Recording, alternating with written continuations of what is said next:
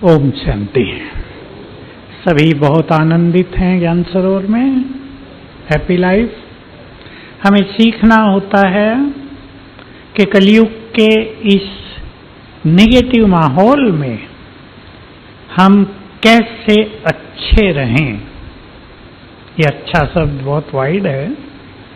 हमारा परिवार सुखी रहे, संघर्षों से मुक्त रहें, समस्याओं से हम मुक्त रहें, हम समस्या क्रिएट न करें बल्कि समस्याओं को हल करें। ये स्पिरिचुअल नॉलेज हमें यही सिखाती है। तो जैसे भाई साहब ने कहा, मेरा मुख्य सब्जेक्ट राजयोग के साथ पावर ऑफ थॉट रहा, मन की शक्ति। आज मैं थोड़ा आपको उसके बारे में कहूंगा, फिर क्वेश्चंस लेंगे। हम सबके पास बहुत बड़ी शक्ति है मन की। हमारा हर विचार, हर संकल्प एनर्जी को जनरेट करता है। ये बात आप सबको मालूम होनी चाहिए। जो हम लगातार सोच रहे हैं, हजारों साल से सोचते आ रहे हैं, उसे एनर्जी पैदा हो रही है। वो सबसे पहले हमारे ब्रेन में जाती है, बॉडी में फैलती है, चारों ओर फैलती है, हमारे चारों ओर के वातावरण को चार्ज करती है, नेगेटिवली और पॉजिटिवली। और ये सब चीजें ही आधार हैं मनुष्य सुखी है या कष्ट में है। तो बहुत इंपॉर्टेंट चीज हो गई हमारी पावर ऑफ थॉट। मैंने अपनी ये यात्रा जहां से शुरू की थी, वो एक ईश्वरीय महावाक्य था। प्रॉब्लम्स क्या हैं? उत्तर था, प्रॉब्लम्स और कुछ नहीं, कमजोर मन की रचना है। उन्हीं दिनों दिल्ली में एक घटना हुई थी, उससे हमें ये बात बहुत क्लियर हुई। 2 आइसक्रीम बेचने वाले साथ साथ बेच रहे थे। आपको जो पुराने हैं, चाकू से काट के दिया करते थे, गोल गोल डब्बा सा लकड़ी का। एक के पास ग्राहक आया, दूसरे ने उसको बुला लिया, मेरी अच्छी, आओ मेरे से लो। पहले वाले को गुस्सा आया और वो जो चाकू था ना, वो उसने उसको मार दिया और हार्ट पे लग गया, उसकी मृत्यु हो गई। उसकी मृत्यु और इसको आजीवन जेल। तो देखिए, एक छोटी सी बात ने 2 परिवारों को नष्ट कर दिया। तो समस्या कहां से पैदा हुई? एक कमजोर मन से, कि उसे गुस्सा आया और एक बड़ी घटना को उसने अंजाम दे दिया। हम सब अपने मन को जितना पावरफुल बनाएंगे, उतना समस्याएं भाग जाएंगी। हमने जो कार्य किया, बहुत लाखों लोगों पर किया, हजारों पे नहीं, लाखों पर। एक संकल्प दिया सबको, अभी भी मैं दे रहा हूं, आज भी 10 को दिया होगा, जिससे समस्याएं हल होती हुई देखी गई। जैसे कमजोर मन समस्याओं को क्रिएट करता है, वैसे ही पावरफुल मन उन्हें नष्ट भी कर देता है। इस सिद्धांत को ख्याल में रखते हुए सभी को सिखाया गया कि यू आर मोस्ट पावरफुल। अपनी शक्तियों को पहचानो। बस मनुष्य की ये बहुत बड़ी मिसिंग हो गई है कि वो बाह्य साधनों के आधार पर चलते चलते अपनी शक्तियों को भूल गया है। जैसे हमारे पास कंप्यूटर युग है, मोबाइल कल्चर है, बहुत फायदे हैं इससे। आपके सिक्योरिटी के फील्ड में इसका बहुत उपयोग हो रहा है। लेकिन आप एक कॉमन व्यक्ति को देखो जो व्हाट्सएप खोल रहा है, उस पर कुछ कुछ देख रहा है, उसमें आधी बातें झूठी आधी सच्ची हैं, उसका इफेक्ट उसके ब्रेन पर हो रहा है, वो उसके मन के विचारों को अलग अलग दिशाओं में ले जा रहा है, उससे उसकी मन की शक्तियां नष्ट हो रही हैं। आजकल के बुद्धिमान मनुष्य को ये जानना चाहिए। आप सभी सुन लें और सभी को सिखाएं, अपने परिवारों से शुरू करें कि जितना हम ज्यादा सोचते हैं, जितना निगेटिव सोचते हैं, व्यर्थ सोचते हैं, हमारी मन की शक्तियां उतनी ही नष्ट होती हैं। मन कमजोर होता जाता है। जब चैलेंजेस आते हैं, जब समस्याएं आती हैं, जब बीमारियां आती हैं, जब संबंधों में टक्कर होती है, तो मनुष्य परेशान हो जाता है। अब क्या करूं? एकदम फ्रस्ट्रेट या सुसाइड कर रहे हैं लोग आजकल। बहुत बढ़ गया सुसाइडल टेंडेंसी, या डिप्रेस हो रहे हैं। बहुतों को रात को नींद नहीं आ रही, उनको इसका कारण पता नहीं है। कारण यही है कि लंबे समय से मन की शक्तियों को नष्ट कर दिया है। अटेंशन देंगे जीवन में, अगर कुछ पाना है, देखिए एक पाना है, आप जिस फील्ड में काम कर रहे हैं उसमें आप प्रोग्रेस करते जाएं, आपकी प्रमोशन होती जाए, आप बड़े पदों पर पहुंचते जाएं, एक ये चीज है। दूसरी चीज है अपना व्यक्तिगत लाइफ, वो कितना सुखी है, हमारा मनोबल उसमें कितना बढ़ा हुआ है, हम कितने सुंदर व्यवहार की कला को सीखे हैं, हम कितनों को सुख देते हैं, हमने अपने काम पर, अपने अभिमान पर, अपने क्रोध पर कितनी विजय प्राप्त की है। ये रियल प्रोग्रेस है मनुष्य की। तो मैं आपको याद दिलाना चाहता हूं, हम बहुत पावरफुल हैं। देखिए आत्मा के बारे में आपने एक छोटी बात सुन ली होगी, और पहले से भी ये बात थोड़ी बहुत प्रचलित है, हालांकि आजकल लोग इन चर्चाओं को नहीं सुनते। हम आत्माएं हैं, आत्मा मरती ही नहीं। आत्मा को एटम बम की अग्नि भी जला नहीं सकती, पता है ना? इमॉर्टल है आत्मा। शरीर मरते हैं, शरीर छूटते हैं, आग में शरीर जलता है, आत्मा दूसरी यात्रा पर चल देती है। आत्मा सो पावरफुल है कि उसे एटम बम, हाइड्रोजन बम भी जला नहीं सकता। हम हैं वो आत्माएं, तो हम बहुत पावरफुल हैं, इसे एक्सेप्ट कर लो। हम भगवान की संतान हैं, ही इज ऑलमाइटी, तो हम कमजोर थोड़ा ही होंगे। टाइगर का बच्चा टाइगर ही होता है ना। एक बहुत अच्छी आज कहानी आई जरा सी अखबार में, बहुत सारे बंदरों को फॉरेस्ट में शेरों ने घेर लिया। बंदर घबराए तो सही, पर शेर कई थे, एक भी बंदर को पकड़ नहीं पाए। छोटी सी घटना थी, पर कुछ सिखाने वाली थी। हमें सीखना है, बुद्धि के विकास के साथ मन की शक्तियों का भी विकास करेंगे तो हम भगवान की संतान हैं। He is almighty and we are, हम इसको नाम देते हैं, भगवान ने ही नाम दिया है, you are master almighty, most powerful. तुम बहुत शक्तिशाली हो, मास्टर सर्वशक्तिवान हो। अगर हम ये याद करते हैं तो हमसे जो वाइब्रेशंस चारों ओर फैलते हैं वो विघ्न समस्याओं को नष्ट करते हैं। ये बहुत सिंपल और बहुत पावरफुल थ्योरी है। इसके आधार से हम अनेक समस्याओं को समाप्त कर सकते हैं। मैं एक छोटा सा उदाहरण देता हूं, फिर क्वेश्चंस पर आ जाते हैं। दो सेनाएं आपस में लड़ रही हैं। एक सेना को किसी बहुत बड़े भविष्यवक्ता ने या ज्योतिषी ने बता दिया है जीत तुम्हारी ही होगी, और कमांडर ने, जनरल ने उस सेना के मनोबल को बढ़ा दिया है, जीत तुम्हारी ही होगी, तो उसकी जीत हो जाएगी। मनोबल बढ़ गया, क्योंकि असली ताकत मन में है। मनुष्य जब घबराता नहीं, जब वो डरता नहीं है, तो उसकी शक्तियां कई गुनी बढ़ जाती हैं। मैं भी थोड़ा बहुत इतिहास पढ़ा करता था। एक राजा ने दूसरे राजा पर अटैक किया। दूसरे राजा की सेना ज्यादा थी, पावरफुल थी, बीच में नदी थी। इस राजा ने नदी को पार किया अपनी सेना सहित, और वहां जाते ही अपनी सारी नाव जलवा दी। क्या पीछे जाने का कोई मार्ग नहीं है, या विजय या मृत्यु। और मनोबल इतना बढ़ा दिया कि विजय हो गई। तो हम अपनी मन की शक्तियों को पहचानेंगे और उसके द्वारा समस्याओं को हल करेंगे और एनर्जी देंगे अपने ब्रेन को। अब हम क्वेश्चंस लेंगे और बाकी विस्तार क्वेश्चंस के आंसर में करेंगे।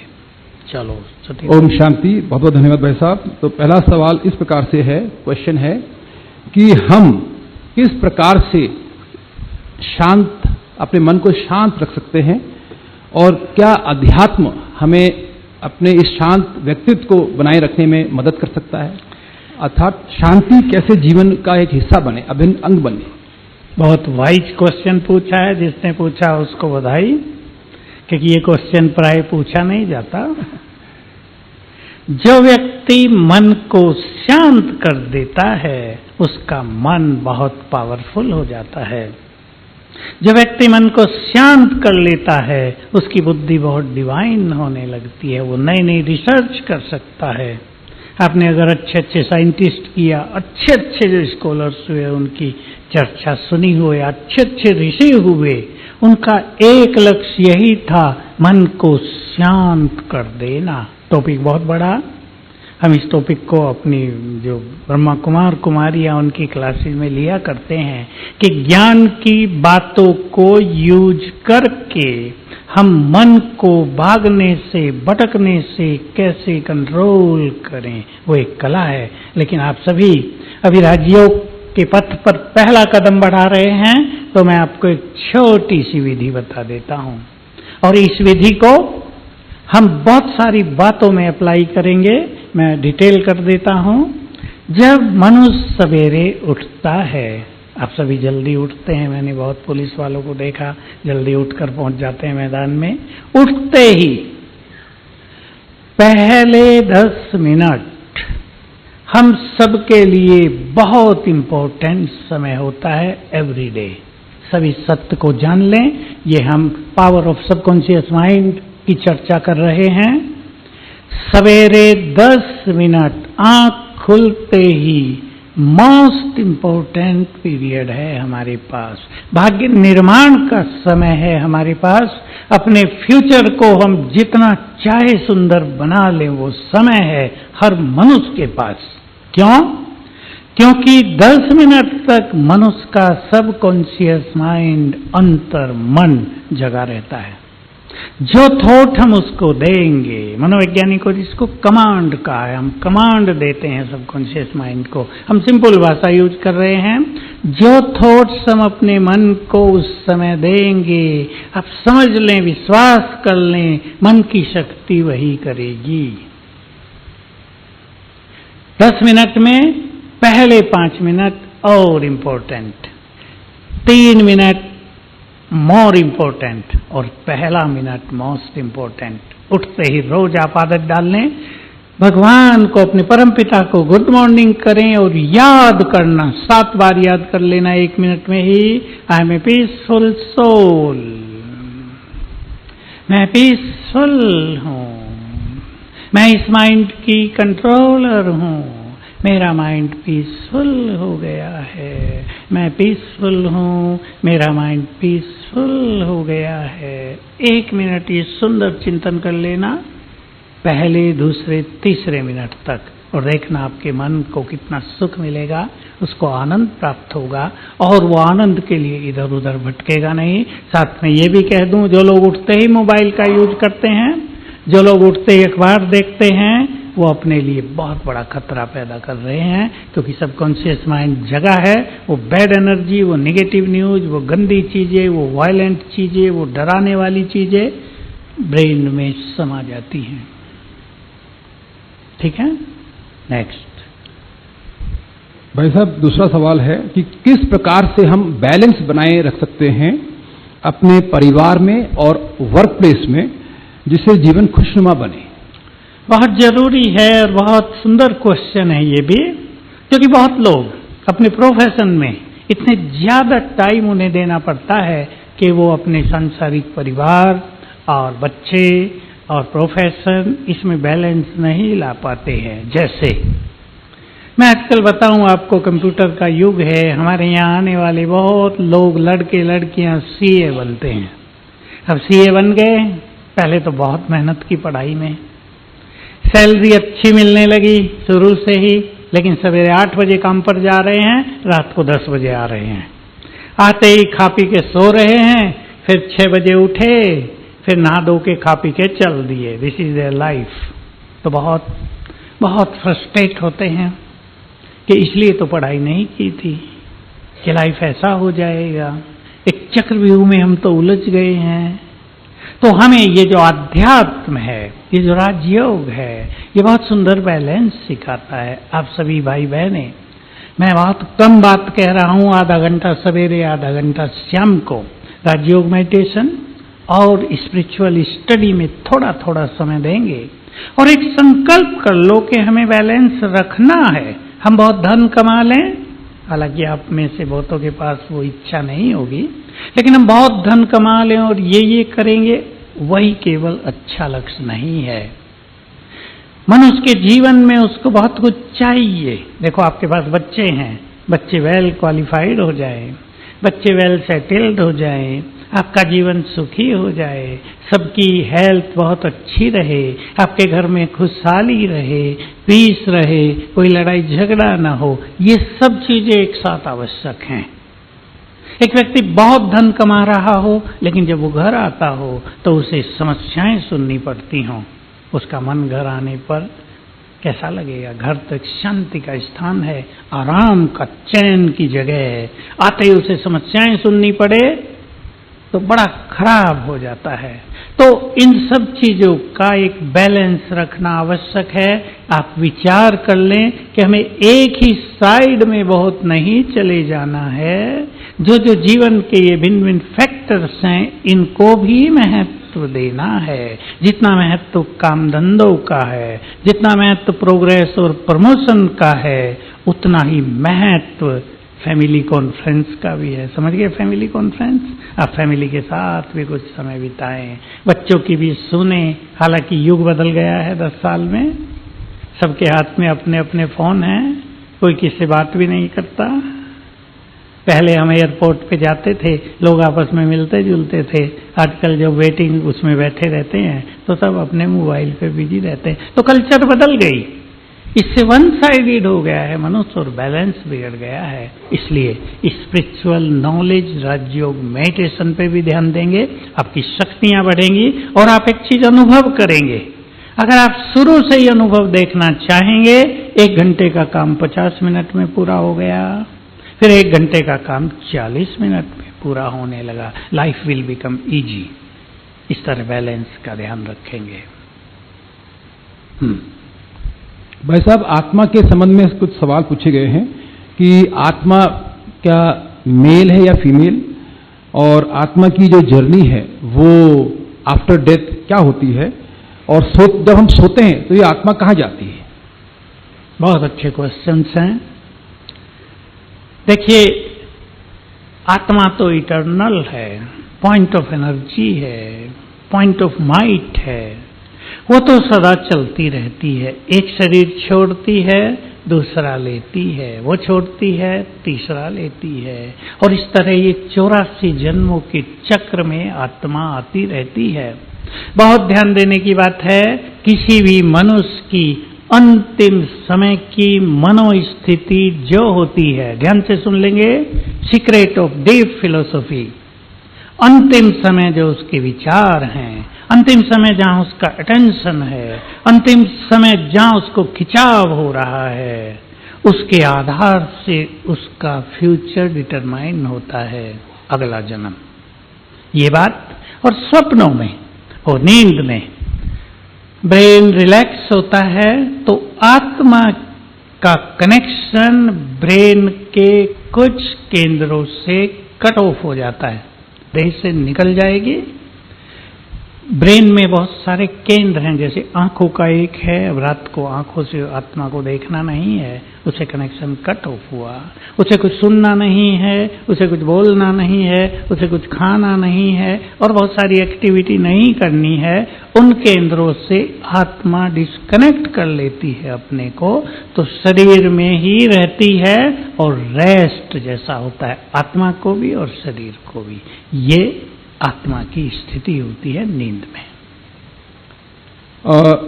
एक सवाल ये भी पूछा गया है कि जब हम कभी कोई दुख और पीड़ा से गुजरते हैं तो कहा जाता है कि ये आपके पिछले कर्मों का फल है, तो हम इसे कैसे इसको स्वीकार करें? और दूसरी चीज, जो परमात्मा है या भगवान है, उसका हम मनुष्यों के प्रति क्या विशेष कर्तव्य है, और हम अपने इस जीवन को जो मिला है हम क्या समझें कि इसका क्या पर्पस है? 3 क्वेश्चन हो गए। पर्पज ऑफ लाइफ, बहुत खुश रहना, प्रोग्रेस करना, पावरफुल बनना, कुछ सीखना, कुछ सिखाना और परफेक्शन की ओर बढ़ना।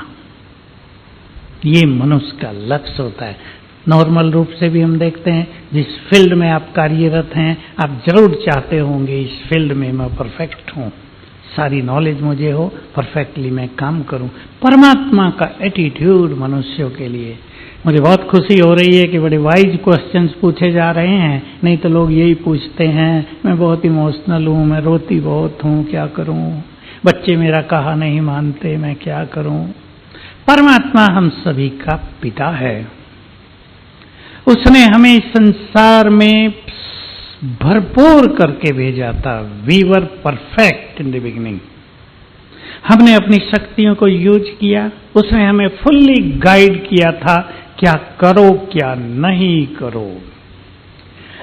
जन्म लेते लेते मनुष्य उस गाइडलाइन को भूलता जाता है। वो किताबों में भी लिखी रहती है, कुछ शास्त्रों में भी लिखी रहती है, लेकिन वो सब भूलते जाते हैं मनुष्य, क्योंकि भौतिकता का प्रचार प्रसार होता जाता है, मनुष्य का बॉडी कॉन्शियसनेस बढ़ता जाता है, मनोविकार बढ़ते हैं, तो वो चीजें छूटती हैं पीछे। फिर जब मनुष्य नीचे उतर आता है तब वो दुखी होता है। जो प्रश्न पूछा ना, दुख होता है, कष्ट होते हैं। भगवान आकर फिर गाइड करते हैं, ज्ञान देते हैं और दुखों से मुक्ति का रास्ता बताते हैं। तो परमात्मा का काम है, हम उसकी संतान हैं, हमें पुनः मार्ग दिखाना, सुखों का मार्ग, शांति का मार्ग, प्रेम का मार्ग। हम शक्तिशाली कैसे बने, हम अपनी परफेक्शन की ओर, अपनी ओरिजिनल स्टेट की ओर कैसे चलें, इसके लिए आकर वो गाइड करता है। और मैं आपको ये बहुत खुशी और ईश्वरीय खुमारी की बात कहता हूं कि यहाँ जो कुछ आपको ज्ञान दिया जा रहा है वो हमारा नहीं है, वो हमारी कोई रिसर्च उस तरह की नहीं थी। ये परमात्मा के द्वारा दिया गया ज्ञान है। जब पीड़ा होती है, जब कष्ट आते हैं परिवारों में, जीवन में, अनेक तरीके हैं उसको पार करने के। कुछ चीजें ऐसी हैं जिन्हें हम अपने मनोबल से पार कर सकते हैं। मैं एक बात कहा करता हूं, आपको भी कह देता हूं, समस्याओं को समस्या मानना ही सबसे बड़ी समस्या है। Am I right? बहुत समस्या होती नहीं। मन सेंसिटिव होने के कारण ज्यादा सोचता है, ये क्यों हो गया, वो क्यों हो गया। बहुत लोगों के फील्ड में मैंने देखा कैसे बड़े बड़े पदों पर बैठे लोग भी मानसिक रूप से कमजोर हो जाते हैं। किसी का प्रमोशन नहीं हुआ, उसके साथी का हो गया, दोनों समान रैंक में थे, उसने सुसाइड कर लिया। बहुत बुरी घटना थी, मेरे को बताया उसके साथी ने आकर यहाँ। तो हमें अपने मनोबल को कमजोर नहीं करना है, तब हम समस्याओं को समस्या नहीं चैलेंज मानकर पार करेंगे और हर चैलेंज हमें माइट देगा। ध्यान देंगे, every challenge will empower you. अगर आप उसे पार करते हैं, अगर निराश नहीं होते, तो दुख आता है, सुख भी आएगा। बीमारी आई है, जाएगी, परेशान होने की जरूरत नहीं है। जो कुछ आया है वो जाएगा। ऐसे अपने मन को चेंज करेंगे, थोड़ा मेडिटेशन करेंगे। मेडिटेशन का एक अर्थ है ऑलमाइटी भगवान से शक्तियां लेना, ताकि हमारी मन की शक्तियां बढ़ने लगें। शक्तियां लेंगे, मन की शक्तियां बढ़ेंगी और दुख फील नहीं होगा। बहुत अच्छा अनुभव सभी करेंगे जो हम लोग बहुत अच्छा करते हैं। ऐसे नहीं तकलीफें हमें नहीं होती, बीमारियां हमें नहीं आती हैं, लेकिन हम उससे बहुत कम फील करते हैं, परेशान नहीं होते। मैंने तो अपने जीवन में रखा हुआ है, कुछ भी हो जाए मन को बीमार नहीं करना है। और आप भी अगर ये कला सीख लें, बातें तो आएंगी और जाएंगी, धन भी आएगा जाएगा, पद पोजीशन भी आज मिलेगी कल जा सकती है, लेकिन मन की खुशी को, मन की हेल्थ को हमसे कोई छीन नहीं सकता।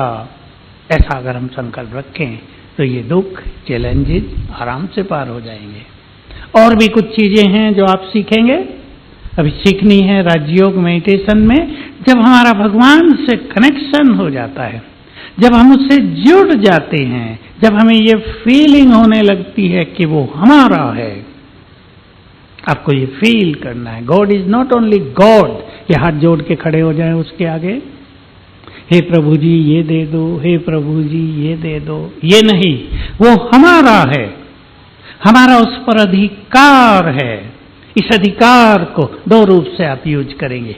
जब आपके पास कोई बड़ी चीजें आ जाएं, जब आपकी कुछ भी समझ में ना आए कि क्या करें क्या ना करें, तब अपनी प्रॉब्लम, तब वो चिंता, तब वो परेशानी, you have to surrender to God your father.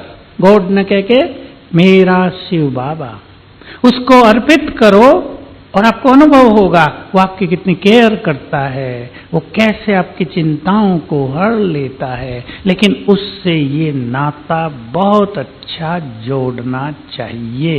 राजयोग हमें यही कला सिखा रहा है। केवल ध्यान नहीं है राजयोग, भगवान से नाता जोड़ना है। हम उसके, वो हमारा, बहुत समीप क्लोज रिलेशनशिप, इसकी ओर सबको बढ़ना है। नेक्स्ट। भाई साहब, ये जो सेमिनार चल रहा है इसका जो टॉपिक है वो है inspirational leadership and self empowerment, through self empowerment. तो हमने यहाँ देखा है और आपके जीवन व्यक्तित्व को जो सुना है और पढ़ा है, तो हमें जानकारी मिलती है कि आप 18 इयर्स की आयु में यहाँ समर्पित हुए, तब आपको किचन की सेवा दी गई।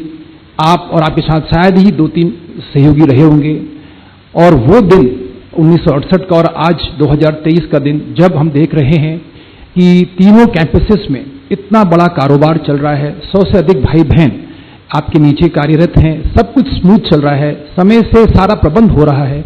हम ये जानना चाहते हैं कि किस प्रकार की इंस्पिरेशनल लीडरशिप और सेल्फ एम्पावरमेंट के थ्रू आपका ये कार्य चल रहा है। बहुत पर्सनल क्वेश्चन भी है और ये जानने योग्य क्वेश्चन भी है। हमारे यहाँ स्पिरिचुअलिटी में हम बहुत कुछ चीजें सीखे हैं। हमारे यहाँ अच्छे अच्छे एडमिनिस्ट्रेटर भी आते हैं, IAS अधिकारी भी आते हैं, आप सब भी बैठे हैं, पूछते हैं आप लोगों ने ट्रेनिंग कहाँ ली, MBA किया है, कुछ और ट्रेनिंग की है? कुछ भी नहीं।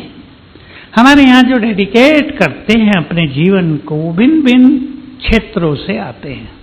आप हमारे किचन में जाए, कई लोग वहाँ MCOM हैं, ग्रेजुएट कई हैं, BTech कई हैं, कई मैकेनिकल इंजीनियर हैं, उन्होंने ही हमारे ये किचन्स वेल सेटअप किए हैं। तो शुरू में हार्ड वर्क था, 68 की बात है, ज़्यादा साधन संसार में ही नहीं होते थे उन दिनों। हमारी टीम बढ़ती गई और मैंने जो कुछ किया उसमें कुछ चीजें आपके सामने रख देता हूं। अपने साथियों को प्यार देना, उनकी योग्यताओं को सम्मान देना, उन्हें मोटिवेट करना, उन्हें योग्य बनाना, योग्य बनाकर उन्हें जिम्मेदारी देना, क्योंकि कार्य बढ़ता गया। किचन में केवल भोजन ही नहीं बनता, बहुत सारे डिपार्टमेंट होते हैं। कोई स्टोर संभाल रहा, सब्जियां आ रही है 1-2 ट्रक रोज, उनको लोड अनलोड, उनकी सफाई धुलाई कटाई, उनको संभालना, स्टोर्स बड़े बड़े, डाइनिंग बहुत बड़े बड़े, नीचे जो भाई साहब ने बताया 25,000 से ज़्यादा लोग होते हैं, भीड़ रहती है।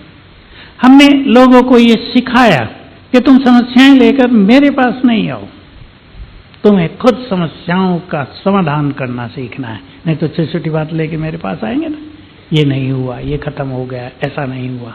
आप सभी समस्याओं के क्रिएटर नहीं, उनको समाधान करने वाले बन जाओ। तो बहुत योग्य लोग हमारे पास आ गए।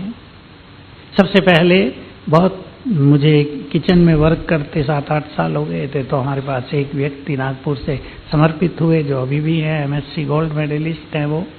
वो मेरे साथी हो गए, बड़ी भावना रही। हमने देखा ये वेल एजुकेटेड है, ये सीख रहा है, उसको बहुत सारी चीज़ें सिखा दी, उसने सीखी और हमने उसको एक अलग बड़ा काम दे दिया, वो उसमें संभालता रहा। हम निश्चिंत हुए। मेरा लक्ष्य ये रहता था कि लोगों को योग्य बनाओ, उनको जिम्मेदारी दो और खुद निश्चिंत हो जाओ।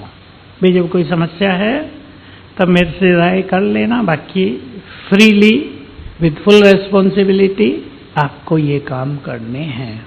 तो हमारे काम सबसे सुंदर चलने लगे। अभी हमारे पास 200 तो डेडिकेटेड लोग ही हैं, नीचे और ऊपर सब जगह।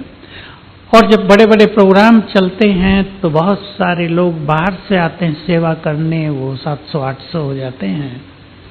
सभी बहुत आनंद लेते हैं, कोई थकता नहीं, क्योंकि समर्पण भाव से सभी लोग काम करते हैं। तो एक दूसरे को अप्रिशिएट करना, अपने डिपार्टमेंट में बहुत पीसफुल, लविंग, बहुत अपनेपन का माहौल बनाकर रखना बहुत इम्पोर्टेंट चीज होती है। सीखा और सिखाया हमने सबको। मैं एक छोटी सी बात कहूं, नीचे हमारा बहुत बड़ा किचन रिन्यू हो रहा था, जो आधुनिक टेक्नोलॉजी उसको हम सेट कर रहे थे, तो बाहर टीन शेड लगाकर किचन बनाया गया था। उसमें कुछ ज़्यादा सुविधाएं नहीं थी, कुछ भी नहीं था, टेम्परेरी बनाया गया। 28-30 हजार तक लोग आए जो 10 दिन रहते थे वहाँ, और तीनों टाइम का भोजन, चाय, पानी, दूध, दही सब होता उनका।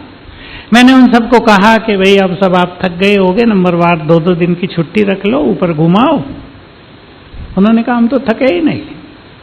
मैंने भी देखा कोई थका नहीं था, क्योंकि जब बहुत अच्छी स्पिरिचुअल पावर मनुष्य के पास रहती है, जब वो बहुत खुशी खुशी से वर्क करता है, जब उसके ऊपर कोई प्रेशर या दबाव नहीं रहता है, तब उनकी एफिशिएंसी डबल हो जाती है।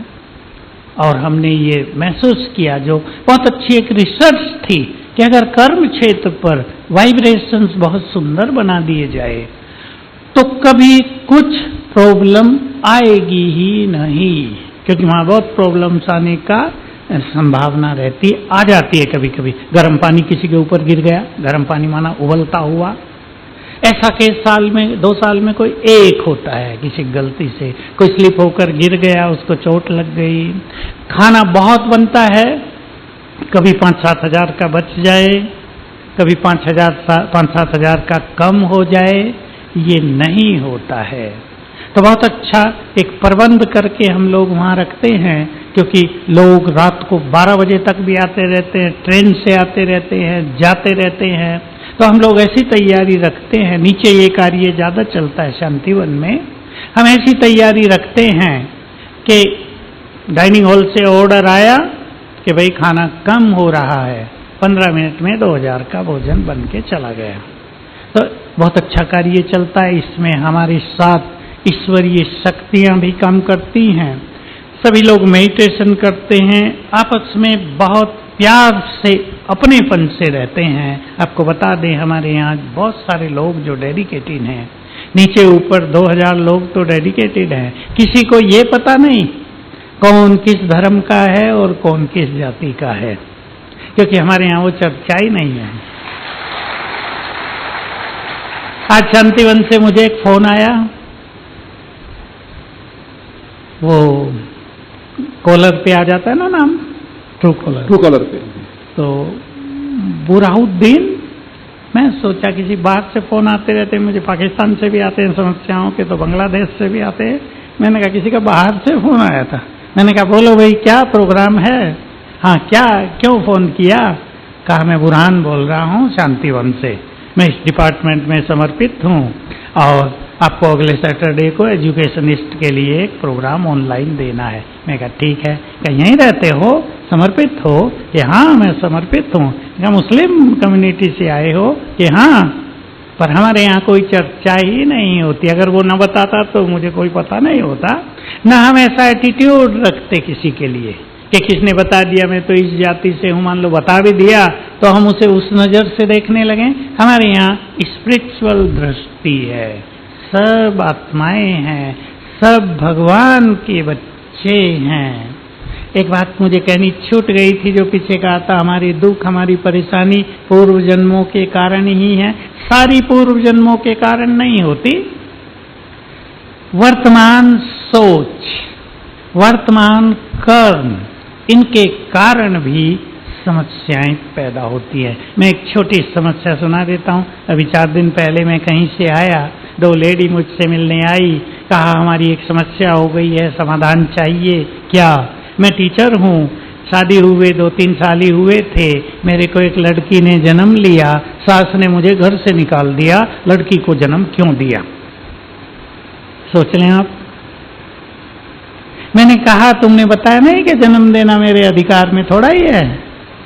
कहा नहीं, वो नाराज हो गई मेरे से, हमें तो लड़का चाहिए था, लड़की को जन्म क्यों दिया। तो मनुष्य का सोच, उसके छोटे विचार, उसका स्वार्थ, ये अनेक समस्याओं को, कष्टों को जन्म दे रहा है। तो हम सब इससे बचेंगे तो जीवन कष्टों से पार सुखों का भंडार बन जाएगा। नेक्स्ट। भाई साहब, जब हमारे डेलीगेट्स जो यहाँ आए हैं और पहली बार आए हैं, हमारी संस्था को देखते हैं और इसके इतने बड़े रूप को देखते हैं, इसको इतना वेल मॉडर्नाइज्ड रूप में देखते हैं और ये भी जान रहे हैं कि यहाँ किसी भी प्रकार की फीस नहीं ली जाती है। ये जो कोर्स चल रहा है यहाँ या यहाँ जो भी कोर्सेज चलते हैं अलग अलग विंग्स के, कोई चार्जेस नहीं लिए जाते हैं। तो फिर ऐसा बड़ा कार्य किस प्रकार से फाइनेंस हो रहा है, कैसे ये सारी गतिविधियां चल रही हैं, इसके पीछे क्या प्रेरणा स्रोत है, तो उसकी भी वो जानकारी just for the sake of knowledge चाहते हैं। बहुत तरह के लोग यहाँ आते हैं, संसार से ही आते हैं, मैं भारत की बात कर रहा हूँ। भिन्न भिन्न क्वालिटी के लोग, अलग अलग एरिया के लोग, कोई धनवान, कोई गरीब, कोई साहूकार, कोई कमजोर, कोई निर्धन, कोई पढ़ा लिखा, कोई बिना पढ़ा लिखा, सब आते हैं। अब मैं आपको एक उदाहरण देता हूँ। हमारे यहाँ कोई फीस नहीं है, न किसी से कुछ मांगा जाता है। हाँ, जब पार्टियां बाहर से आती हैं तो हमारी बहनें उनका सब इंतजाम करती हैं, तो उनसे ट्रेन टिकट, उनको घुमाना है ऊपर नीचे कहीं भी, उसका खर्च मात्र 3000 रुपये लेते हैं, उसमें सब उनका इंतजाम हो जाता है। लेकिन आप जानते हैं भारतवर्ष में धर्म के कार्यों में धन की कभी कमी नहीं पड़ती है। मैं एक उदाहरण दे रहा हूँ। हमारे पास एक व्यक्ति आता है जो बहुत शराब पीता था और उसका एक मास में शराब पर 4-5 हजार रुपये जाता था। अब उसने शराब छोड़ दी है, उसका जीवन व्यसनों से मुक्त हो गया, वो इस मार्ग पे चल पड़ा है। तो जो 5000 रुपये खर्च करता था स्मोकिंग में, ड्रिंकिंग में, वो सोचता है मैं 2000 तो हर मास दे दूं। बस इस तरह ये फंड आता है। हमारे यहाँ आने वालों की संख्या बहुत बड़ी है। मैं आपको छोटी सा एग्जाम्पल दे दूं। हमारा ज्ञान सरोवर बना, गवर्नर चिन्ना रेड्डी थे राजस्थान के, यहाँ बीजेपी सरकार थी, वो बाबरी मस्जिद के कारण भंग कर दी गई असेंबली, गवर्नर रूल आ गया। वो गवर्नर हमारे यहाँ बहुत आते थे, उन्होंने ये सब कराया। दादी प्रकाश मणि चीफ थी, उनसे पूछा कितने समय में आप ज्ञान सरोवर बना के तैयार कर दोगे। उन्होंने कहा 1.5 से 2 साल के बीच, जबकि इसको तोड़ने में ही 6 मास गुजर गए थे। ये ऐसी जगह थी जहाँ एक कमरा भी बनाना मुश्किल हो रहा था। अभी हम हॉल में बैठे हैं, बड़े किचन हैं, आप ये देखते हैं, बड़े बड़े भवन हैं, एक कमरा भी नहीं बन रहा था। मड हाउस बनाए गए थे, इधर पीछे बने, जर्मन के इंजीनियर्स आए कि यहाँ केवल मड हाउस बना दें, मिट्टी के घर, जिसमें लोग आकर राजयोग की साधना करें। लेकिन फिर हमारे आर्किटेक्ट आए अहमदाबाद से, उन्होंने कहा नो, पहले सड़कें बनाई जाएं। सड़कें उन्होंने नक्शा बना दिया, सड़कें बनी और सड़कें बनते ही दिखने लगा एक बिल्डिंग यहाँ बन सकती है, दूसरी अप्रोच रोड हो गई। तो गवर्नर चिन्ना रेड्डी ने दादी से पूछा कि आपके पास पैसा कहाँ से आएगा। अब उसी उत्तर से आप समझ जाएंगे कि यहाँ ये कैसे कार्य चलता है। दादी जी ने उत्तर दिया, हमने सबको, अपने भाई बहनों को कह दिया है कि रोज ज्ञान सरोवर के निर्माण के लिए 1 रुपया आपको देना है। देखो 1 रुपया, और 1 रुपये से 1.5 साल में, 2 साल में ये इतना बड़ा ज्ञान सरोवर बन गया था। क्योंकि देने वाले 5 लाख थे, अब उनमें कोई 1 रुपया देगा तो कोई 10 डालने वाले भी थे, कोई 100 डालने वाले भी थे, कोई 1000 देने वाले भी थे। तो इस तरह यहाँ ये फाइनेंशियली जो अरेंजमेंट है सब किया जाता है। हमने देखा कोई कमी हमें नहीं रही है। मैं तो यहाँ 55 ईयर्स से हूँ, सब कुछ अपने हाथों से बनते बनाते अपनी आंखों से देखा है मैं और अशोक गाबा जो आपके ही फील्ड के हैं, दो ही यहाँ आए थे, क्योंकि ये ऐसी जगह थी यहाँ कोई आ ही नहीं सकता था, रास्ते ही नहीं थे, यहाँ भेड़िए और भालू ही रहते थे, बहुत मुश्किल काम था। सांप तो बहुत ज्यादा थे, लेकिन जब ईश्वरीय कार्य चला तो वो तेजी से चला और यहाँ हम लोग आप लोगों की सेवा कर सके। इस तरह से आर्थिक जो प्रबंध है यहाँ का किया जाता है। भाई साहब, यहाँ पे हमें सहज राजयोग सिखाया जा रहा है, सहज अर्थात इजी राजयोग। पर अभी 3 दिन हुए हैं और लोगों ने मेडिटेशन शुरू किया है। एक ही सवाल है कि मेडिटेशन में मन को कंसंट्रेट करना बड़ा ही मुश्किल हो गया है। तो कहा तो जा रहा है सहज राजयोग, पर ये सहज अभी लग नहीं रहा है। तो किस विधि से हम इसको सहज कर सकते हैं और फौजी जीवन में कैसे इस राजयोग का हम ऐसे उपयोग करें जिससे हमारा फौजी जीवन बिल्कुल बैलेंस और सफल विजयी हो? कितने क्वेश्चन और हैं? नहीं तो मैं इसका डिटेल दूं, इसको डिटेल करूं, क्योंकि ये बहुत प्रैक्टिकल क्वेश्चन है। इसका आंसर मैं 3 मिनट में नहीं देना चाहता। ये सहज राजयोग इसका नाम इसलिए है कि भारतवर्ष में जो योग पद्धति प्रचलित थी वो बहुत कठिन थी। ये योग नहीं रामदेव जी वाला, ये तो योगासन है, प्राणायाम है, ये अलग चीज है। योग का अर्थ होता है आत्मा का परमात्मा से कनेक्शन, मिलन, कांटेक्ट, कम्युनिकेशन। महर्षि पतंजलि ने अब से 2500 वर्ष पहले, 2400 वर्ष पहले योग दर्शन एक फिलोसॉफिकल बुक लिखी और उसमें योग के ये 8 अंग बना दिए, जो रामदेव जी ने 2 ले लिए हैं, आसन और प्राणायाम। उसमें यम और नियम भी 2 हैं, जिसमें 5-5 सुंदर धारणाएं हैं, वो उन्होंने टच नहीं की। बाकी साधनाओं की पद्धति है आगे की। तो वो कठिन काम था और केवल सन्यासियों तक सीमित था। 1000 सन्यासी में भी कोई 2-4 उसको कर पाते थे।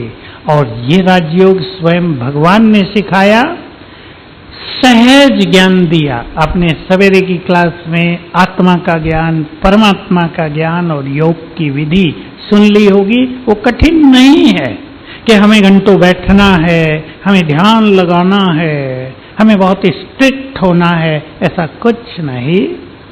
ये चलते फिरते भी राजयोग किया जा सकता है।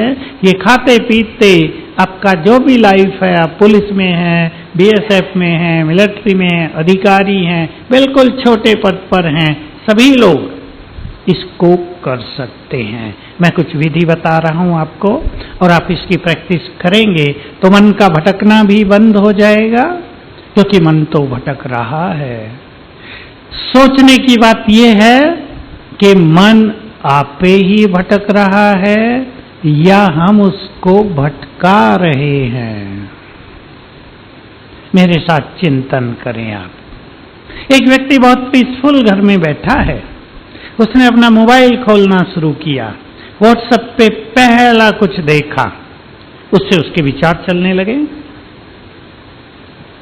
दूसरा देखा, दूसरे विचार चलने लगे। तीसरा, चौथा, 5वां, सबके विचार चलने लगे और ये विचार इस तरह धीरे धीरे अनकंट्रोल्ड हो गए। अब सहज राजयोग की प्रैक्टिस आप कैसे करेंगे? चाहे आपकी कोई भी लाइफ हो, सवेरे से कैसी भी दिनचर्या शुरू होती हो, एक तो मैंने कहा सवेरे उठते ही सुंदर विचारों से अपने को चार्ज कर देना रोज। देखो वो सुंदर विचार क्या हैं। पहले अपने परमपिता को गुड मॉर्निंग करना और एक सुंदर फीलिंग लेना, उसका आशीर्वाद का हाथ मेरे सिर पर आ गया है। पहले आपको ये कल्पना लगेगी, लेकिन धीरे धीरे ये रियलिटी हो जाएगी और आपको महसूस होगा सचमुच सुप्रीम का हाथ मेरे सिर पर आ गया। ऐसे अपनी दिनचर्या की शुरुआत करना। तो आंख खुलते ही पहले 5-7 मिनट सुंदर शुरुआत के होने चाहिए। मैं बहुत भाग्यवान हूँ, संकल्प करना। मैं बहुत खुशनुमा हूँ, मैं बहुत शक्तिशाली हूँ, मैं बहुत शांत हूँ। आपको बहुत क्रोध आता हो, मैं क्रोध से मुक्त हूँ। मेरे परिवार में बहुत प्यार है। ये संसार भगवान की रचना कितनी ब्यूटीफुल है, मैं इसमें एक्टर हूँ। I have to enjoy my part. ऐसा चिंतन करना सवेरे उठते। अपने को एक संकल्प दे देना, मैं आत्मा इस तन में बैठी हूँ, दोनों भ्रकुटियों के बीच में, अंदर ब्रेन में। अपने को विजुअलाइज करना थोड़ा सा। ये विजुअलाइजेशन बहुत बड़ी सुंदर टेक्निक है। आप आत्मा का अपने मन में चित्र बना लो, मैं आत्मा कैसी हूँ। पॉइंट, उसे चारों ओर एनर्जी फैल रही है, किरणें फैल रही हैं। पॉइंट, किरणें फैल रही हैं। एक टेक्निक, अब दो टेक्निक आपके सामने हैं। बुद्धि से हम विजुअलाइज करते हैं। हमारे पास दो ये चीजें हैं, मन और बुद्धि। बुद्धि पावर ऑफ विजुअलाइजेशन, बुद्धि थर्ड आई ऑफ विजडम, और मन पावर ऑफ थॉट।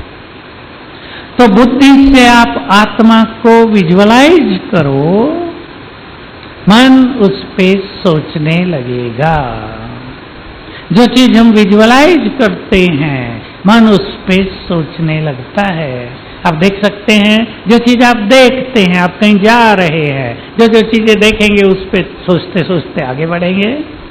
तो विजुअलाइजेशन पर अपनी मास्टरी करेंगे, एक चीज। दूसरा, मन के बारे में एक बहुत सुंदर सीक्रेट आप सुन लें। मैं ये बहुत सुना रहा हूं और जो लोग इसको पिकअप कर लेते हैं उनको बहुत फायदा हो जाता है। मन का काम है सोचना, ये तो हम जानते हैं, कॉमन बात है। मन का काम है सोचना। वो हजारों साल से सोचता आ रहा है। हमें पता थोड़ा ही आज हमने क्या क्या सोच लिया। आज तो आप यहाँ ज्ञान सुन रहे हैं, सोच आपका कम है। नहीं तो मनोवैज्ञानिकों ने जो सर्वे किए, जो रिसर्च की, उसमें पाया एक एक मनुष्य के मन में रोज 50,000 थॉट्स पर डे, रोज। दूसरों का सर्वे किया, किसी के मन में 40,000 thoughts per day, 45,000 thoughts per day. इतने विचार चल रहे हैं मनुष्य के मन में। हमें पता थोड़ा ही हमने आज क्या क्या सोच लिया। अब टेक्निक सुन लें। मन का काम है सोचना। या तो, बहुत अटेंशन से सुनेंगे, या तो मन को हम थिंकिंग दें, अदरवाइज मन खुद थिंक करेगा। मन जब खुद थिंकिंग करेगा तो क्या क्या करेगा वो उसके हाथ में है। अब कहां कहां भागेगा वो। और हम उसको थिंकिंग देंगे, थॉट्स देंगे, तो उनमें वो ठहरने लगेगा। ये है मन की कंसंट्रेशन बढ़ाने की दो विधियां। इसलिए जब सवेरे हम राजयोग मेडिटेशन करते हैं तो आपने देखा होगा आपको कुछ थॉट्स दिए जाते हैं। Thoughts and visualization. परमात्मा को विजुअलाइज करना, आत्मा को विजुअलाइज करना, दोनों के बारे में चिंतन करना। अभ्यास करते करते धीरे धीरे मन कंट्रोल होने लगेगा। फिर आपको ज्यादा सोचने की जरूरत नहीं पड़ेगी, आपकी कंसंट्रेशन बहुत सुंदर होती जाएगी। आप इसकी प्रैक्टिस कर्मों में कर सकते हैं। मान लो आप अपने घर से अपने ऑफिस तक जा रहे हैं, आपको 5 मिनट लगा, मैं कम से कम समय बता रहा हूं, 10 मिनट लगा, 15 मिनट लगा। आप बहुत अच्छा अभ्यास कर लेना। ये बहुत सुंदर अभ्यास है राजयोग का। शिव बाबा को विजुअलाइज करना, ऊपर आपसे परम धाम में ना हो, इधर ही ऊपर विजन बनाना, और उसकी किरणें मेरे ऊपर पड़ रही हैं, शक्तियों की किरणें। थोड़ा थोड़ा भी 10-10 सेकेंड उसके वाइब्रेशंस मुझ पर पड़ रहे हैं, कभी शांति के, कभी शक्तियों के, कभी पवित्रता के। Practice will make it easy. आप कार में बैठकर जा रहे हैं, तब आप थोड़ा सा बीच बीच में आधा मिनट भी अभ्यास कर लें। कभी अभ्यास कर लें, मैं आत्मा इन आंखों से देख रही हूं। दैट्स इट, इतना ही। 10 सेकंड का काम। मैं आत्मा हूं अंदर, आंखों से बाहर की दुनिया को देख रही हूं। तो सोल कॉन्शियसनेस बढ़ती जाएगी, विचार कंट्रोल में होते जाएंगे, परमात्मा से जुड़े रहेंगे। आप उससे बातें भी कर सकते हैं। ये एक बहुत सुंदर विधि और बहुत सुंदर आपको अनुभूति होगी कि भगवान मेरा परम पिता है, उसको आप अपना गुड फ्रेंड बना लो। यहां से कि not only father but my good friend, true friend. उससे बातें करते रहो, बीच बीच में अपनी बातें करते रहो। केवल समस्याएं नहीं सुनानी, अच्छी बातें भी करते रहो, उसको शुक्रिया करते रहो। तुमने हमें बहुत सुंदर जीवन दिया, आपको बहुत बहुत शुक्रिया। इस तरह हम सारा दिन उससे जुड़े रह सकते हैं। उससे जुड़े रहना ही राजयोग मेडिटेशन है। जब आप और आगे बढ़ेंगे तो बहुत सारी सिंपल सिंपल टेक्निक आपको मिलती रहेगी। एक अभ्यास हम करते कराते हैं यहाँ, स्वमान। मैं आत्मा तो हूं, पर मैं कौन सी आत्मा हूं? कितनी मेरे अंदर पावर्स हैं, कितनी शांति है, कितनी प्योरिटी है, उसकी अवेयरनेस दी जाती है। तो आप इसको इजी बना सकते हैं और बहुत एंजॉय कर सकते हैं। ओके अभी थैंक यू भाई साहब। अभी हम आप लोगों से सवाल पूछना चाहेंगे। अगर आप में से कोई सवाल पूछना चाहता है तो मैं निवेदन करूंगा कि माइक, कॉर्डलेस माइक दे सकते हैं। आप में से कोई सवाल पूछना चाहता है? हाँ प्लीज आप खड़े जाएं, चाहे तो आप आगे आ सकते हैं। बहन जी भी हैं। जस्ट अ मिनट, आप बस वहां पे रहिएगा। पहले बहन जी का पूछते फिर आपका। समय कम है, हम 2 सवाल लेंगे। बहन जी को दे दीजिए। आजा आजा आ गया बहन जी, आ जाइए।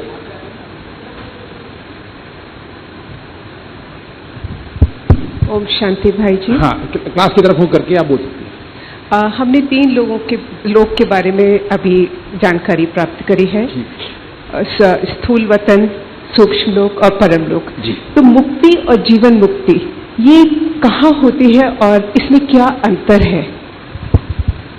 इन्होंने मुक्ति और जीवन मुक्ति के बारे में प्रश्न पूछा है। ज्ञान सुनते आपने सुना होगा 3 लोकों की चर्चा की गई है।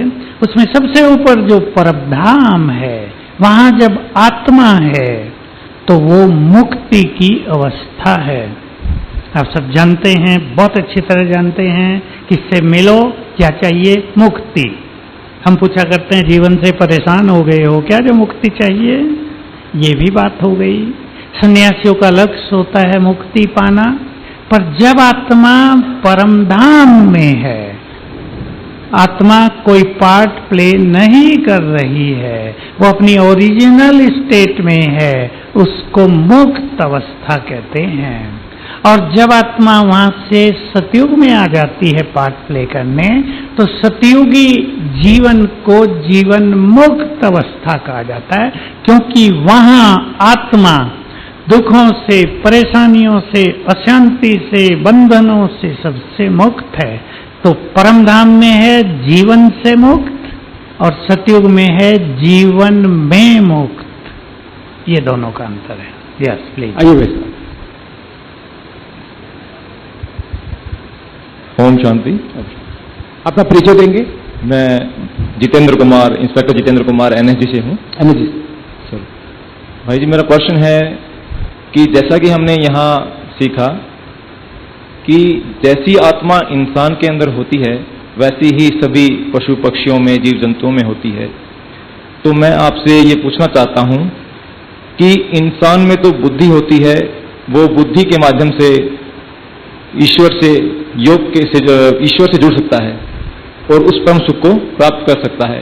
तो बाकी पशु पक्षी, उनमें भी सेम आत्मा है, वो आत्मा परम सुख तक कैसे पहुंच पाएगी? पशु पक्षियों में सिमिलर आत्मा नहीं होती, अंतर होता। वैसे ये अंतर है मन, बुद्धि और संस्कारों का। आपको यहाँ ज्ञान दिया गया, आत्मा में 3 शक्तियां हैं, मन, बुद्धि, संस्कार, सबके अलग अलग। अब मैं उदाहरण ले रहा हूं, गाय और भैंस, 2 पशु हमारे सामने हैं। कुत्ता और बिल्ली, 2 छोटे पशु हमारे सामने हैं। आप देख सकते हैं भैंस की बुद्धि और गाय की बुद्धि दोनों अलग अलग है, दोनों के संस्कार अलग अलग है। रही बात परमात्मा को याद करने की, ये जीव जंतु परमात्मा से जुड़े हुए नहीं होते, ये मनुष्यों से जुड़े होते हैं और मनुष्यों के वाइब्रेशंस का इफेक्ट ही इन पर पड़ता है। आप कभी ड्राइविंग करते हो तो आपने देखा हो गाय खड़ी हैं, आप उन्हें हॉर्न दो तो लेफ्ट साइड में एक तरफ हो जाएंगी, भैंस को हॉर्न दो, पता है ना भैंस के आगे बीन बजाने से क्या होता है। पहले तो बहुत देर में हॉर्न देने के बाद उसको समझ में आएगा कुछ हुआ है, फिर पीछे मुड़ के देखेगी क्या हुआ है, कौन डिस्टर्ब कर रहा है, फिर इच्छा हुई तो हट गई, नहीं तो आप ही हटो। सबके संस्कारों में मन और बुद्धि में अंतर है, यही अंतर है सभी आत्माओं में, ये अंतर ही डिफरेंशिएट करते हैं सबको। मनुष्य की आत्मा सुपर आत्मा होती है, जीव जंतुओं की आत्मा लो क्वालिटी की होती है, ये अंतर होता है। आइए भाई साहब, अपना परिचय दीजिएगा। नमस्कार सर, मैं संदीप कुमार बीएसएफ से हूँ। सर कल जैसे हमें बताया गया था कि जो ओम का उच्चारण है ऐ उ और मैं से होता है, लेकिन यही चीज अलग अलग चीजें अलग अलग बताते हैं। जैसे जो ईशा फाउंडेशन है वो कहता है कि आ ओ और मैं है, तो हम किस पर विश्वास करें? आप केवल इस पर विश्वास करो कि मैं आत्मा पीसफुल हूँ, सब जितनी भी व्याख्याएं हैं इसमें समा जाएंगी। ये तो देखो शब्द भेद होता है, और ये शब्द क्योंकि संस्कृत से आए हैं और संस्कृत के आचार्यों ने इनकी व्याख्याएं भिन्न भिन्न तरह से कर दी हैं, इसलिए इसमें कंफ्यूज होने की कोई बात नहीं।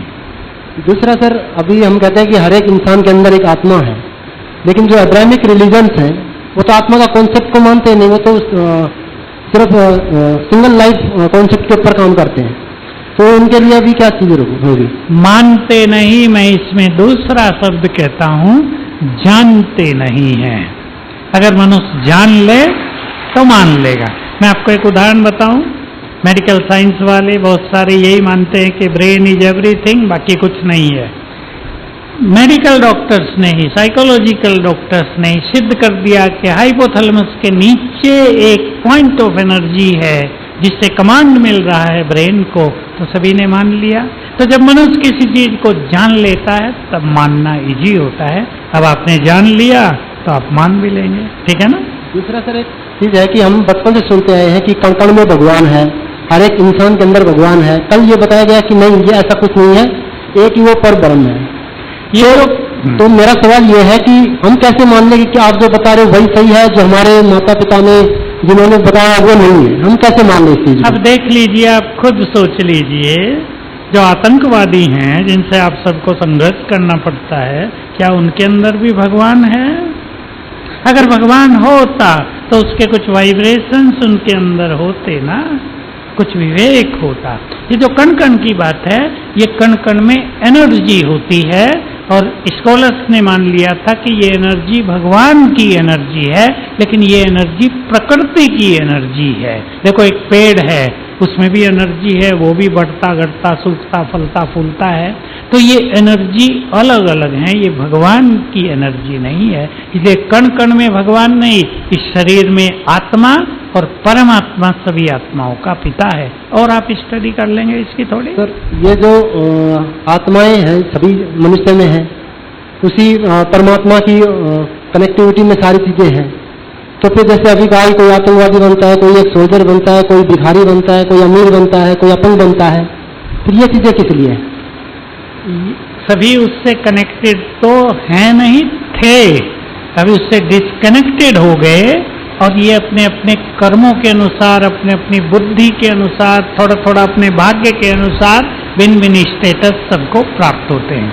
अब थोड़ी और जानकारी कर लेंगे, अभी तो शुरू किया है ना, और स्टडी करेंगे, सब बातें कोर्स के साथ सब क्लियर होगा। Thank you. नहीं, बहुत अच्छे क्वेश्चन है आपके, वी अप्रिशिएट यू। बहुत तेज हो, वी अप्रिशिएट यू, बहुत अच्छा चिंतन है। एक सवाल ये था, जो अमूमन यहाँ हमारे डेलीगेट्स हैं वो पेरेंट्स हैं और सबके बच्चे हैं, और अभी इन दिनों इनको एक परेशानी ये देखने को मिल रही है कि बच्चों का मोबाइल के साथ बहुत एडिक्शन है, और वो चीज उन्हें परेशान कर रही है और थोड़ा सा घर में तनाव का माहौल सा बन जा रहा है, तो ऐसे में राज्यों की किस विधि द्वारा इसका समाधान निकाला जाए? आपको सुनाई पड़ रहा है जो हम बोल रहे हैं? क्योंकि ऊपर टीन है बारिश आपका स्वागत ज्यादा कर रही है। आज मोबाइल कल्चर आ गई है, करें भी क्या, माताओं ने बच्चों को खिलौने ही मोबाइल दे दिए हैं, अब वो शुरू से ही मोबाइल से खेल रहे हैं, तो मोबाइल उनका एडिक्शन बन ही गया है। जो रही सही कमी थी वो कोरोना ने पूरी कर दी थी, पढ़ाई खत्म हो गई तो घर में ही पढ़ने लगे।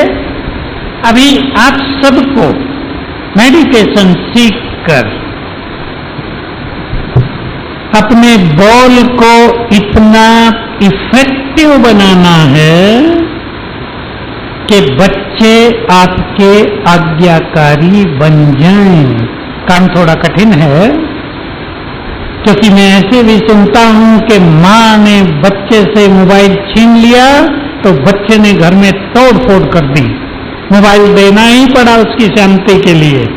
तो कल्चर ही आ गई है, कुछ दिनों में ये कल्चर बदल जाएगी, लेकिन मेडिटेशन से आप अपनी वाणी को बहुत इफेक्टिव बना सकते हैं, और ऑर्डर से नहीं, बहुत प्यार से। मैं आपको एक सबकॉन्शियस माइंड की विधि बता रहा हूं, क्योंकि बाहर बारिश तेज है, आप तो जा नहीं सकेंगे अभी। सुन लें आप, बहुत ध्यान से सुनेंगे। सवेरे जब बच्चे सोए हों तब आप 5 मिनट मेडिटेशन करके उन्हें थोड़े अच्छे वाइब्रेशंस देना। जैसे मुख से उनसे बात करते हैं, अब मन से बात करना, तुम बहुत अच्छे बच्चे हो, तुम बहुत बुद्धिमान हो, तुम बहुत समझदार हो, मोबाइल ज्यादा नहीं देखा करते, पढ़ाई पे ध्यान दिया करते हैं, अब मोबाइल कम कर दो। आपको पता हो, जब बच्चे सोए हुए हैं तब उनका सबकॉन्शियस माइंड फुल्ली एक्टिव है, और आप जो थॉट उन्हें दे रहे हैं वो उनके सबकॉन्शियस माइंड में डायरेक्टली एंटर कर रहा है। सेम टाइम एवरी डे, कम से कम 7 दिन ये प्रयोग कर लेना, वही विचार रोज देना, आपके बच्चों में सुधार आ जाएगा। ये प्रयोग हमने बहुतों से कराए हैं, क्योंकि ये समस्या तो रोज आती है। आइए माता जी। ओम शांति। भाई सवाल पूछूं मैं? नजदीक नजदीक ना। मनहन बोल हुआ है, अब 2 पानी का आदर करके है और प्यादे और उससे बीमारी का राम मिलागा। मैंने कहीं दिन में गए हन बो हुआ है। भाई माता जी अपने अनुभव सुना रही हैं, हम एक टेक्निक सिखाते हैं पानी को चार्ज करके पीना। तो इन्होंने जब पानी चार्ज करके पिया, इनको कई फायदे हो गए। थैंक यू माता जी, बहुत अच्छा। ओम शांति। ओम शांति। पानी चार्ज करने की विधि मैं आपको बता देता हूँ। बीमारियों में इसका प्रयोग हम कराते हैं, क्योंकि हमारे शरीर में 70% पानी होता है, और वो पानी टेंशन के कारण, मनोविकारों के कारण, निगेटिविटी के कारण गंदा हो जाता है, पोल्यूट हो जाता है। पानी चार्ज करके पिएंगे तो वो पानी शुद्ध हो जाएगा और अनेक बीमारियां भागेंगी। और उसकी विधि है, पानी पर नजर डालकर, पानी पर दृष्टि डालकर 7 बार संकल्प करेंगे, मैं बहुत शक्तिशाली आत्मा हूँ, मैं बहुत शक्तिशाली आत्मा हूँ। तो वो वाइब्रेशंस आंखों से पानी में समा जाएंगे, वो अंदर जाएंगे और बहुत बड़ा काम करेंगे। अभी समाप्त कर दें भाई। तो लास्ट क्वेश्चन। भाई साहब, हमारे बीच में जो भी आए हैं वो फौजी हैं, फोर्सेस में हैं, और 200 से अधिक लोग ड्यूटी पे आए हैं, अलग अलग फोर्सेस के हैं, अलग अलग धर्मों से हैं। अमूमन जब इनके जीवन में तनाव आता है, जो अभी तक की इनकी ड्रिल है अलग अलग देश रहने की, कुछ लोग स्मोकिंग करते हैं, सोचते हैं कि मेरा तनाव कम हो जाएगा। कुछ लोग ग्लास में थोड़ा सा ड्रिंक ले लेते हैं कि तनाव कम हो जाएगा। तो आज जब ये 3 दिन यहाँ रह रहे हैं और यहाँ की जीवन शैली को देख रहे हैं, तो शायद उनके मन में एक सवाल आ रहा होगा कि राजयोग कैसे हमें तनाव मुक्त रहने में मदद कर सकता है। देखिए, स्मोकिंग करने से या ड्रिंकिंग करने से ब्रेन की कुछ शक्तियां काम करना बंद कर देती है, तो मनुष्य को लगता है तनाव चला गया, लेकिन वो फिर आ जाएगा। इसलिए स्मोकिंग या ड्रिंकिंग कोई समाधान नहीं है तनाव का। तनाव होता है ज्यादा सोचने के कारण, तनाव होता है जल्दी जल्दी परेशान होने के संस्कार के कारण। बहुत सारे कारण तनाव के हैं। अगर आप पॉजिटिव चिंतन करना सीख लें, अगर आप बहुत इजी और लाइट रहना सीख लें और मेडिटेशन से अपनी इनर पावर को बढ़ाएंगे, तो आपको बड़ी बात भी छोटी लगेगी। बातें तो सबके सामने आती हैं संसार में, बड़ी बातों को छोटा करके लेना, बहुत इजी नेचर रखना, सवेरे से ही खुशी अपने अंदर भरना, ये सब तरीके होंगे तनाव को कम करने के। बाकी तनाव में रहने की आदत खत्म कर दें। आप एक संकल्प में दे रहा हूं, सवेरे उठ के कर लिया करना, मेरे साथ सब कुछ बहुत अच्छा होगा, क्योंकि मैं भगवान की संतान हूं, मेरे साथ सब कुछ बहुत अच्छा होगा। आपको तनाव को जीतने में इस विचार से बहुत मदद मिलेगी। बहुत बहुत धन्यवाद भाई साहब। एक बार हम जोरदार तालियों के साथ भाई साहब को धन्यवाद करेंगे। अमूमन हमारे चैनल्स जो पीस ऑफ माइंड और अवेकनिंग है, भाई साहब का एक रेगुलर एपिसोड आता है समाधान, जिसमें कई प्रकार के प्रश्न होते हैं जिनका समाधान दिया जाता है। तो आप भी जब कभी पीस ऑफ माइंड या अवेकनिंग चैनल देखें, तो आप देखेंगे कि भाई साहब के कई सारे सवाल जो पूछे जाते हैं, उसके थ्रू आपके जीवन में एक परिवर्तन आ सकता है और कई लाखों लोगों को परिवर्तन हुआ है उनके जीवन में। तो इन्हीं शब्दों के साथ तहे दिल से बहुत बहुत धन्यवाद भाई साहब कि आप आए और आपने ये सुंदर कार्यक्रम में भाग लिया और हमें सबका मनोबल बढ़ाया और हमें इंस्पायर किया। ओम शांति।